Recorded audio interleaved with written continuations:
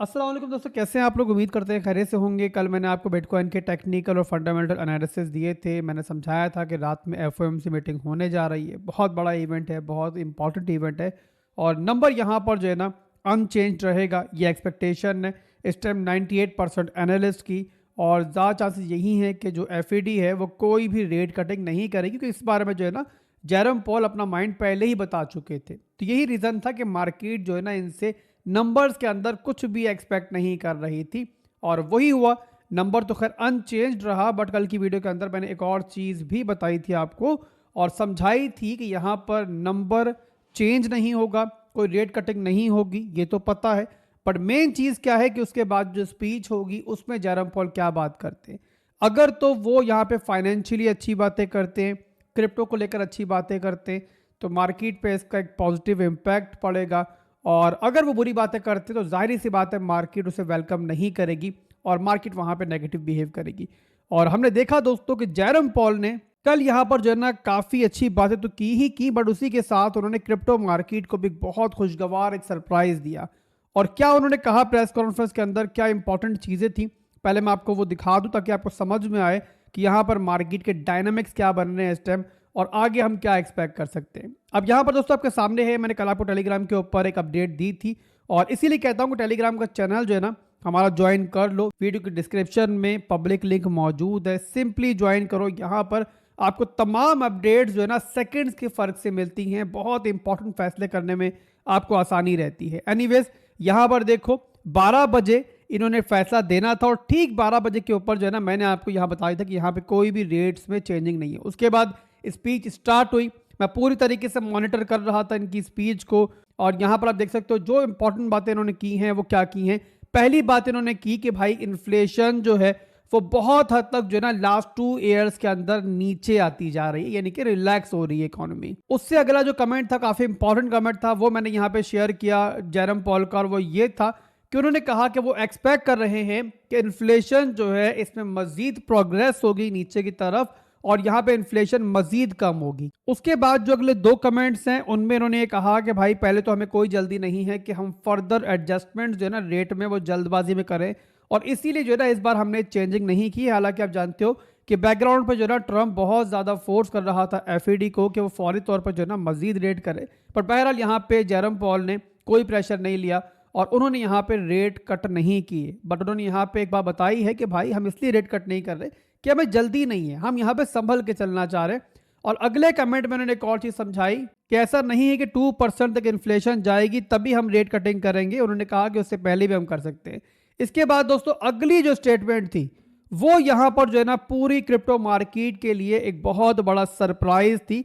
और इस स्टेटमेंट में इन्होंने कहा कि भाई बैंक्स जो है वो परफेक्टली सर्व कर सकते हैं अपने कस्टमर्स को क्रिप्टो को होल्ड करने के लिए, बाइंग के लिए, सेलिंग के लिए, एज लॉन्ग एज वो अपने रिस्क मैनेज कर लेते हैं। एक बड़ी स्टेटमेंट है और इससे पहले हमें एफओएमसी की तरफ से ऐसी कोई भी स्टेटमेंट सुनने को नहीं मिली। इवन एक प्रेस कॉन्फ्रेंस के अंदर जब सवाल हुआ था अभी यहाँ पे कुछ महीने पहले जेरम पॉल से क्रिप्टो के बारे में, तो उन्होंने कहा क्रिप्टो के बारे में जो है ना हमारा कोई भी ऐसा खास स्टैंस नहीं है और यहाँ पे फिलहाल के लिए हम जो है क्रिप्टो को उतनी अहमियत नहीं देते। तो बहुत बड़ी चेंजिंग है और मार्केट के ऊपर शॉर्ट टर्म में तो खैर इम्पैक्ट हमें दिख ही रहा है आज के दिन के अंदर, बट बहरहाल मिड टर्म और लॉन्ग टर्म के अंदर जो है ना इसके असरात बहुत ज़्यादा है और आगे चल के हमें जो है ना बहुत ज़्यादा मजीद भी ऐसे सरप्राइज मिल सकते।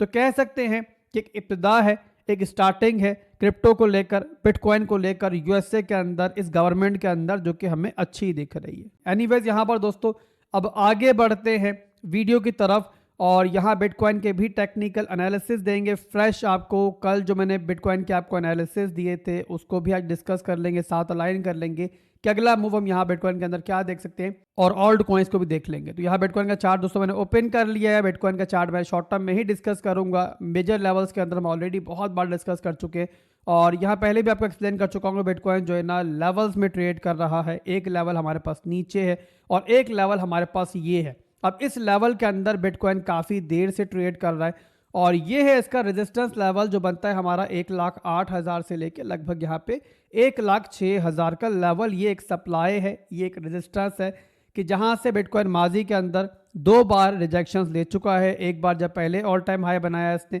तब रिजेक्शन ली और एक दफ़ा फिर से एक नया ऑल टाइम हाई बनाने के बाद दोबारा इसने रिजेक्शन ली और जो प्रीवियस हाई था वो यहाँ पर इसने स्वेप्ट आउट कर दिया। अब यहाँ पर दोस्तों दोबारा से बिटकॉइन इसी सप्लाई पे मौजूद है। अब कल की वीडियो के अंदर मैंने आपको बिटकॉइन के अंदर जो एनालिसिस दिए थे वहां मैंने क्या बताया था आपको कि यहाँ मैं एक्सपेक्ट कर रहा हूँ कि बिटकॉइन जो है ना, जब बिटकॉइन इवन बताऊँ मैं आपको, लाइव भी बनाई थी मैंने और लाइव के अंदर ही मैंने समझाया था जब बिटकॉइन यहाँ पे ट्रेड कर रहा था इस लेवल के ऊपर, मैंने आपको समझाया था कि यहाँ से बिटकॉइन ड्रॉप होगा और मैं एक्सपेक्ट कर रहा हूँ कि सपोर्ट से दोबारा बाउंस बैक करेगा और फिर आकर जो है ना इस रेजिस्टेंस लेवल को रीटेस्ट करेगा। तो अभी तक जो फर्स्ट पार्ट में एक्सपेक्ट कर रहा था कि बिटकॉइन ने सपोर्ट जोन पे रीटेस्ट करने के बाद बाउंस बैक करेगा, अपने सप्लाई जोन को दोबारा रीटेस्ट करेगा, वो हो रहा है अल्हम्दुलिल्लाह, वैसा ही हो रहा है एग्जैक्टली जैसा मैंने आपको समझाया था, बताया था। और अब यहाँ पर सेकेंड पार्ट है 1,06,000 से लेके 1,08,000 का जो लेवल है पूरे का पूरा रेजिस्टेंस लेवल है और जब तक ज़रा लेवल टूटता नहीं है, बिटकॉइन इसको ब्रेक करके ऊपर नहीं जाता, तब तक जाहिर सी बात है स्टिल एक ये टफ सप्लाई जोन है। और यहाँ वैसे भी इंटरनल स्ट्रक्चर के अंदर स्टिल हम एक लोअर हाई के मूव के अंदर है। तो यहाँ पे ओवरऑल मैं एक्सपेक्ट कर रहा हूँ कि यहाँ पर इस लेवल के अंदर या फिर थोड़ा सा ऊपर जाता है अगर, तो इस लेवल के अंदर जो है ना मैं एक रिजेक्शन एक्सपेक्ट कर रहा हूँ और उसके बाद जो है ना फिर नीचे के लेवल जो है हम रिटेस्ट होते हुए देख सकते हैं।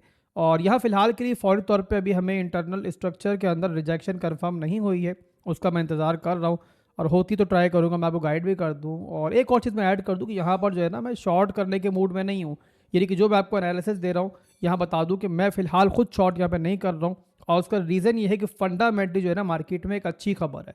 तो उस रीज़न की वजह से मैं यहाँ जो ज़्यादा ट्राई करूँगा वो ये ट्राई करूँगा कि नीचे के लेवल्स के अंदर जहाँ पे मुझे स्ट्रेंथ दिखे, जहाँ मुझे प्रॉपर डिमांड जोन दिख जाए, वहाँ पर जो है ना मैं बिटकॉइन के अंदर भी और ओल्ड कॉइन्स के अंदर भी जो है ना वो लॉन्ग वगैरह करूँ और क्विकली प्रॉफिट निकाल सकूँ। मिड टर्म लॉन्ग टर्म की प्लानिंग हमारी अलग चल रही है और लेवल टू लेवल ट्रेडिंग की फिलहाल के लिए मैं यहाँ बात कर रहा हूँ। तो ये दोस्तों ओवरऑल फिलहाल के लिए बिटकॉइन का सिनेरियो है। इसके बाद चलते हैं हम लोग ओल्ड कॉइन्स की तरफ। ओल्ड कॉइन्स ज़ाहिर है काफ़ी अरसे से अच्छा परफॉर्म नहीं कर रहे हैं।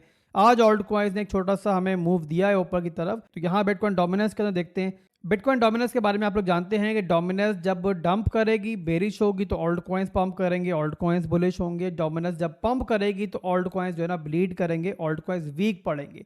तो आप लोग जानते हो काफ़ी हफ्तों से ही जो है ना डोमिनेंस जो है पंप ही कर रही थी और इसीलिए ओल्ड कॉइन्स की मौजूदा सूरत हाल बनी हुई जो आपको दिख रही है, दिसंबर के महीने के बाद से ओल्ड कॉइन्स जो है डंप कर रहे हैं। और यहाँ वीकली का चार्ट मैं ओपन करता हूँ बिटकॉइन डोमिनेंस का, वहाँ पर जो है ना फर्दर थोड़ा सा मैं आपको समझाता हूँ कि डोमिनेंस का इस टाइम क्या स्ट्रक्चर चल रहा है और क्या स्नैरियो चल रहा है। मैक्रो लेवल के अंदर एक चीज़ समझ लो आप लोग कि डोमिनेंस जो है ना दिसंबर के महीने में जब डंप हुई थी ना, जहाँ पे हमें छोटा सा एक ओल्ड कॉइन का एक सीजन दिखा था, वहाँ पे डोमिनेंस ने अपना स्ट्रक्चर मैक्रो लेवल के अंदर ब्रेक कर दिया था, जो कि प्रीवियसली बहुत लंबे अरसे से नहीं टूटा था और मुसलसल ऊपर ही जा रहा था। बहरहाल इस डंप के अंदर जो है ना स्ट्रक्चर ब्रेक हुआ था, यहाँ पे ये हमारा एक लो था और उसके बाद अब जो बाउंस मिला है हमें काफ़ी हफ्तों से जो चल रहा है, ये यहाँ पर जो ना टेक्निकली बात करें, स्ट्रक्चर के लिहाज से बात करें तो ये एक हमारा लोअर हाई का मूव है। लोअर हाई का मूव जब आता है ना तो वहाँ पर यही एक्सपेक्ट किया जाता है कि जो ऊपर के लेवल पर रेजिस्टेंस है ना, वहाँ पर जो है दोबारा रिजेक्शन मिलेगी।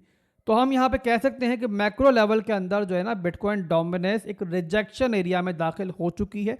फिलहाल यहाँ पे शॉर्ट टर्म के अंदर पॉजिटिव दिख रही है। इसी चार्ट को आप देखोगे इंट्राडे लेवल्स के ऊपर तो आपको पॉजिटिव दिखेगी, बट बहरहाल मैक्रो लेवल के अंदर हम यहाँ पर एक रेजिस्टेंस लेवल के अंदर है। तो यहाँ पर इसी रीजन को देखते हुए, टेक्निकली देखते हुए और इर्द गिर्द जो हालात चल रहे हैं उनको देखते हुए हम एक्सपेक्ट कर रहे हैं कि सूनर और लेटर जो है ना डोमिनेंस इस एरिया से डंप करेगी और उसी के बाद जो है ना फिर ओल्ड कॉइन्स हमें पंप करते हुए दिखेंगे। इसके अलावा चार्ट को मैं कन्वर्ट करता हूं अब स्मॉलर टाइम फ्रेम के अंदर, वहां पर भी फर्दर मैं आपको बता दूं कि कौन सा ऐसा लेवल है जो डोमिनेंस के लिए तोड़ना ज़रूरी है, तब भी हम जो है ना एक्चुअल में ओल्ड कॉइन्स के अंदर पॉजिटिविटी दोबारा देखेंगे। वो लेवल है हमारा ये ट्रेंड लाइन का सपोर्ट एरिया। ये आपको दिख रहा है ना कि यहाँ पे फिलहाल के लिए शॉर्ट टर्म के अंदर जो है ना एक ट्रेंड लाइन की सपोर्ट मिली हुई है। तो ये वो एरिया है जहाँ पर डोमिनेंस को जो है ना वो ब्रेक करना है। जिस टाइम डोमिनेंस ये ब्रेक करती है एरिया, तो फिर यहाँ पर हम एक्सपेक्ट कर सकते हैं कि जो प्रीवियस लो है डोमिनेंस का, वो भी डोमिनेंस जो है ना आगे चल के ब्रेक करेगी। बट अभी के लिए डेली के अंदर बहरहाल डोमिनेंस जो है वो अप ट्रेंड के अंदर ही है और यहाँ पे स्मॉलर टाइम फ्रेम्स के अंदर जो है डोमिनेंस ने अभी तक अपना स्ट्रक्चर दोबारा से नीचे की तरफ ब्रेक डाउन नहीं किया है। इसके अलावा 4 घंटे में कन्वर्ट करता हूँ चार्ट को, वहाँ पर फर्दर मैं दिखाता हूँ आपको। तो यहाँ पे देखो ये 4 घंटे का चार्ट मैंने ओपन किया हुआ, यहाँ पर जो है ना शॉर्ट टर्म की भी आपको जो है ना एक तरह से सूरत हाल मालूम पड़ जाएगी कि ओल्ड कॉइन्स के लिए चल क्या रहा है। ये देखो यहाँ पे 4 घंटे के अंदर डोमिनेंस जो है अप ट्रेंड के अंदर है। ये यहाँ बना एक हायर हाई, फिर एक हायर लो बना, एक नया हाई बना, लो बना, देखो हायर हाई बनाती हुई डोमिनेंस ऊपर जा रहा है, यानी कि स्ट्रक्चर जो है हमारा स्टिल ही ऊपर की तरफ है। तो बताया जैसे कि मैंने पहले आपको कि हमें यहाँ पर ऑल्ट कॉइन्स के पंप करने के लिए ज़रूरी है कि डोमिनस जो है ना यहाँ पे स्ट्रक्चर ब्रेक करे। तो आसान अल्फाज में, जिन लोगों को नहीं पता टेक्निकल्स का इतना, उनको आसान करके बता रहा हूँ। मॉरल ऑफ द स्टोरी इतनी सी है कि भाई बिटकॉइन के अंदर मार्केट का 60% पैसा है और ऑल्ट कॉइन्स को पंप करवाने के लिए ज़रूरी है कि बिटकॉइन जो है ना अपना शेयर ऑल्ट कॉइन्स को दे। बिटकॉइन से पैसा निकलना स्टार्ट होगा, ऑल्ट कॉइन्स में जाएगा तो ऑल्ट कॉइन्स आपको पंप करते हुए दिखेंगे। और जब तक ज़ाहिर ऐसा नहीं होता, ऑल्ट कॉइन्स की जो मूवमेंट चल रही है वो आपको दिखेगी। तो बहरहाल यहाँ पे 4 घंटे के अंदर इस टाइम जो है ना अपनी जो ट्रेंड लाइन सपोर्ट है उसको अप्रोच कर रही है डोमिनस। अब देखते हैं यहाँ पे क्या होता है और इंशाल्लाह मैं ट्राई करूँगा कि रात में एक और अपडेट दे दी जाए आपको, ताकि शॉर्ट टर्म सिनेरियो जो है मजीद क्लियर हो जाए और मजीद आपको जो है ना क्लियरिटी मार्केट की मिल जाए। तो ये हो गया बिटकॉइन डोमिनस का स्ट्रक्चर। इसके बाद मजीद जाते हैं ऑल्ट कॉइन्स की तरफ और उसके लिए ओपन करते हैं टोटल 2 का चार्ट। टोटल 2 के अंदर बिटकॉइन के अलावा तमाम ऑल्ट कॉइन्स की मार्केट है, इथेरियम भी शामिल है इसके अंदर, और चार्ट मैंने इसका ओपन कर लिया। अब टोटल 2 के चार्ट के ऊपर आपको दिख रहा होगा कि यहाँ पर जो है ना हमें चार्ट के ऊपर एक कंसोलिडेशन इस टाइम दिख रही है। यहाँ पर देखो ये रैली आई है और उसके बाद जो है ना अब यहाँ पे ऑल्ट कॉइन्स की मार्केट कंसोलिडेशन में जा चुकी है। अब यहाँ मैं चार्ट को थोड़ा बड़ा करता हूँ ताकि आपको प्रॉपर समझ में आए कि आखिर मार्केट मूव कैसे करती है ऑल्ट कॉइन्स की।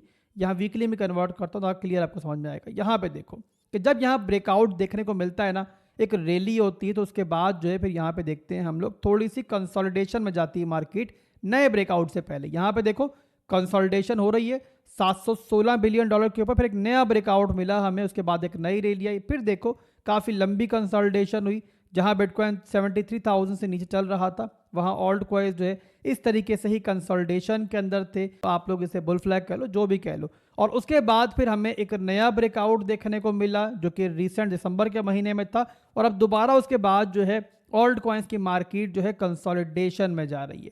तो यहाँ पर दोस्तों दोबारा से मार्केट जो है ना लगभग वैसा ही पैटर्न बना रही है जैसा प्रीवियसली हमने देखा है माजी के अंदर के बनाती है। और इसके अलावा हम यहाँ पर जाहिर सी बात है एक रेजिस्टेंस लेवल के अंदर हैं। तो ऑल्ट कॉइन्स की पंप के लिए, एक नई रैली के लिए ज़रूरी है कि यहाँ पर जो है ना ये टोटल 2 के चार्ट के ऊपर दोबारा से हमें इस टाइप का ब्रेकआउट देखने को मिले, जैसे कि पहले हमें इस तरीके से देखने को मिलता है। ऊपर एक ट्रेंड लाइन आप ड्रॉ कर सकते हो ताकि आपको आइडिया हो जाए किस टाइम यहाँ पर हमें एक ब्रेकआउट देखने को मिल रहा है। दोबारा यहाँ पर नोट कर लो तो ये हमारे पास जो है ना एक ट्रेंड लाइन की रेजिस्टेंस है और यहाँ पर ये टूटना ज़रूरी है एक नई रैली के लिए। अब यहाँ पे जिस टाइम आपको इस तरीके से ब्रेकआउट दिखे, समझ जाना कि ऊपर का सप्लाई जोन जो है ना वो भी यहाँ पर जो है फिर टूटने के लिए पूरी तरीके से तैयार है। जब तक ऐसा नहीं होता जाहिर सी बात है हम यहाँ पर एक कंसोलिडेशन के अंदर ही हैं फिलहाल।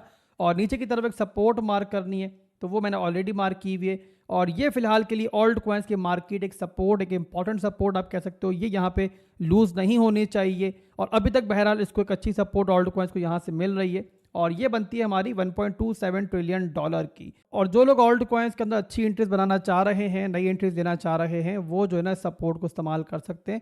और अगर मार्केट यहाँ दोबारा भी आती है तो ये सपोर्ट जो है ना आप देख सकते हो ये बनती है हमारी $1.27 ट्रिलियन की। अभी तक जो है ऑल्ट कॉइन्स की मार्केट को सपोर्ट पे अच्छी बेस मिल रही है और फर्दर मुझे उम्मीद है कि इंशाल्लाह आगे भी मिलेगी। तो ये ओवरऑल दोस्तों फिलहाल के लिए सिचुएशन है मार्केट की। और मार्केट जो है बहुत इंपॉर्टेंट टाइम पीरियड में दाखिल हो रही है, फरवरी का महीना स्टार्ट होने वाला है।